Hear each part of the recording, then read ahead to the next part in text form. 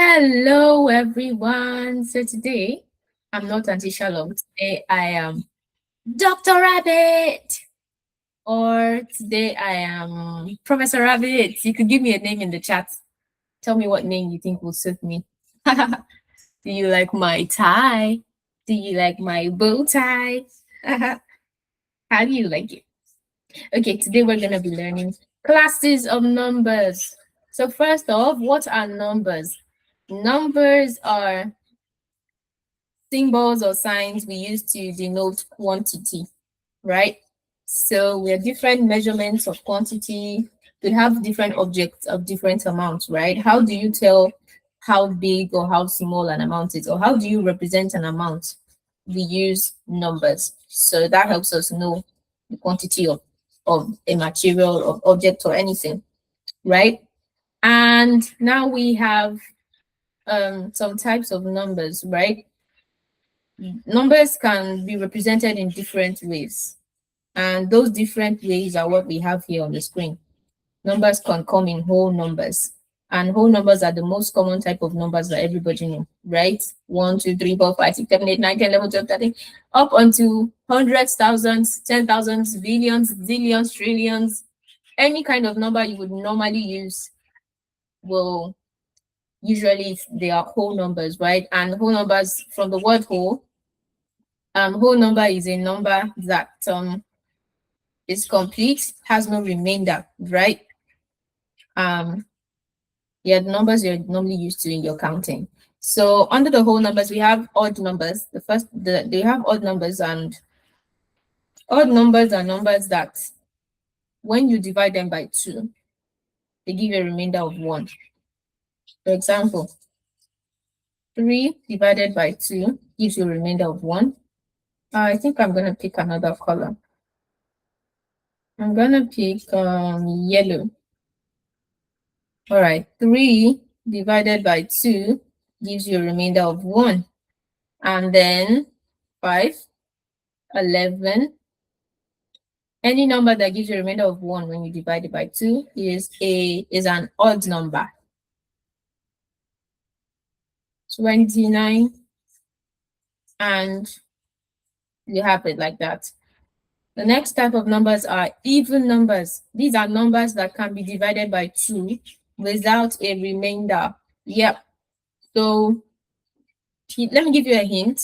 When you have any number that ends with 0, 2, 4, 6, 8, it will always be an even number, no matter how big the number is. It could be 4-digit, it could be in thousands, it could be in hundreds or thousands or millions. But if the number ends with either 0, 2, 4, 6, or 8, it's going to be an even number. For example, 12 is an even number because it ends with 2. We have 54 is going to be an even number also. It ends with 4, right?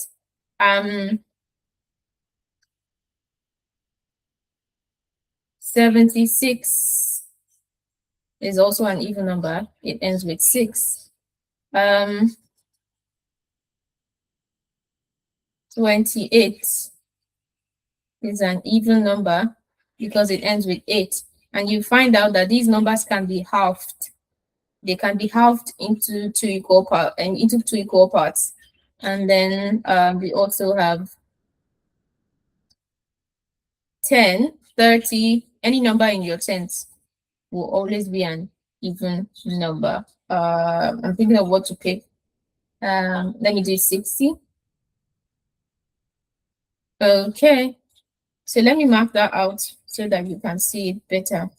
Numbers ending with 2, 4, 6, 8, or 0. Those numbers are usually even numbers. And now we have prime numbers. Prime numbers are numbers that have only 2 factor, 1 and itself. They have only 2 factor, 1 and itself. So when you check on your times tables, you only see those prime numbers as a multiple of 1. All right, so you can't find it on another times table except on the 1 times table. Those are prime numbers. For example, mind you, 1 is not a prime number because 1 doesn't need 2 factors, right? 1 is just 1. So it's not a prime number, but 3, you have 3 as a prime number. You have 2. 2 is a prime number because 2 times 1 gives you 2. And that's the only thing you can multiply to give you 2. We have 7.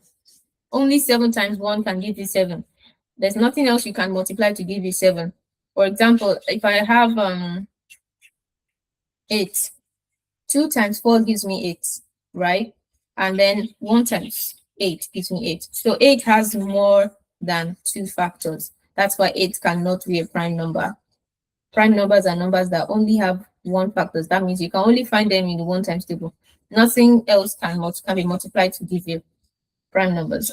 We have looking for more examples. You can type more examples of prime numbers in your chat. 11 is a prime number. And mind you, all prime numbers are usually odd numbers. All prime numbers are odd numbers, but not all odd numbers are prime numbers. For example, 2, 5, 7, 11, I didn't write that. 5 is also a prime number, but 9 is not. 9 is an odd number, but 9 is not a prime number because 3 times 3 gives you 9, not just 9 times 1. So any number that you have other factors for will never be a prime number. And now let's go on square numbers. Square numbers are numbers you multiply repeatedly to get a number okay, let me put it like this. They are numbers that you get when you multiply a base number by itself. For example, 4 is a square number because you could do 2 times 2, and that's how you get 4. So 4 is a square number. Another square number, think of any digit and multiply it by itself. The result is always going to be a square number. Let's pick 5. 5 times 5, multiply by itself once. That gives me 25. So 25 is also a square number. You can also do that task in the chat. Pick any digit, think of any digit and multiply it by itself. That gives you a square number.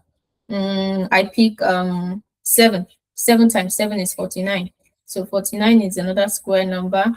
12. 12 times 12 is 144. So 144 is a square number. So that's how you get your square numbers, by multiplying a number by itself. And then the next one is cube numbers.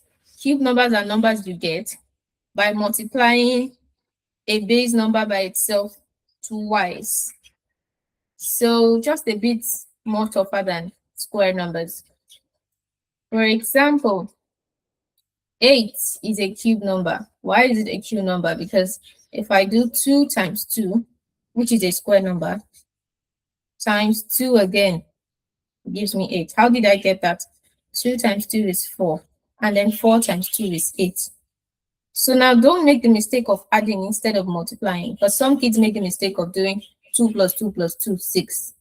So when I say what is 2 cubed, they get confused. What is 2 cubed? 2 cubed is not 2 plus 3 or 2 times 3. It is 2 times 2 times 2, 6. All right. It's 2 times 2 times 2, 8. Sorry. Also, we have what that cube number we have?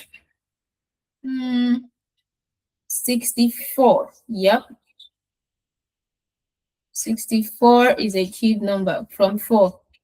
4 times 4 is 16. That's your square number first. And then you have 16 times 4 again. That is 64. That makes 64 a cube number. And if you want to write that, we can denote it as 4 to the power of 3. That's 4 cubed. 4 squared would be 4 to the power of 2. And 4 cubed would be 4 to the power of 3. And that would give us 64. So 64 is the cube number. And mind you, it's good for you if you're in middle basic to know all your cube numbers from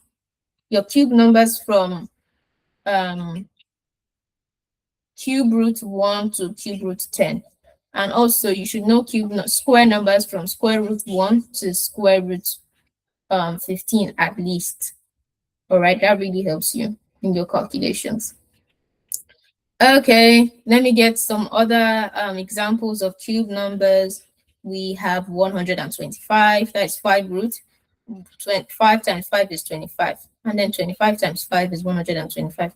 So 125 is a cube number. 1000 is a cube number because 10 times 10 is 100. And then 100 times 10 is 1000. Now quickly, let's go to decimals. The other types of numbers we have are decimals and fractions. What are decimals? Decimals are numbers with they are numbers with a decimal point.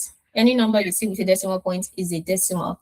And then usually the numbers behind the decimal are like remainders or tiny amounts that are not up to whole numbers. So it is denoted with a decimal point. For example, 6.1.